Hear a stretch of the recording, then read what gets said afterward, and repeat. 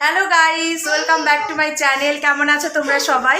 আশা করছি তোমরা সবাই খুব খুব খুব ভালো আছো, আর আমরাও সবাই ভীষণ ভালো আছি। আজকে এরকম একটা লুকে দেখে নিশ্চয়ই বুঝতে পারছো যে আমরা কোথাও একটা যাচ্ছি। হ্যাঁ, এক প্রতিবেশীর আজকে 25th ম্যারেজ অ্যানিভার্সারি পার্টি।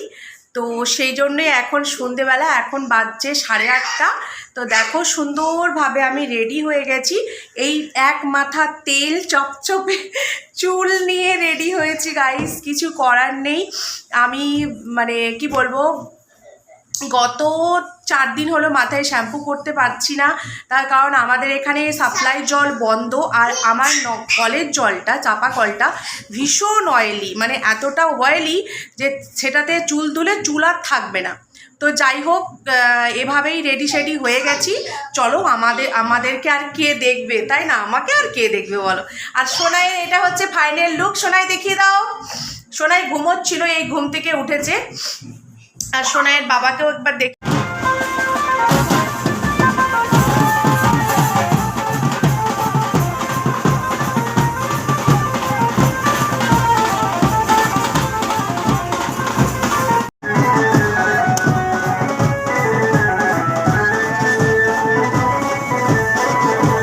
বর্তমান যুগে যেখানে এক বছরেই সংসার ভেঙে যাচ্ছে, সেখানে গত 25 বছর ধরে একসাথে সংসার করে যাচ্ছে আমার এই প্রতিবেশী। তাদের আজকে 25তম বিবাহবার্ষিকী। পাড়ার সবাই আজকে এই আনন্দে মেতে উঠেছে। খুব সুন্দর করে ধুমধাম করে একদম বরযাত্রী বেরোনো থেকে শুরু করে সমস্ত রিচুয়ালই কিন্তু এরা এখানে পালন করেছে। আর ওই দূরে দেখো আমার ওই মিষ্টি দিদিভাই, যে পাত্রী, সে হচ্ছে দাঁড়িয়ে আছে। তো এই হচ্ছে বর, যাকে এখন নিয়ে আসা হবে।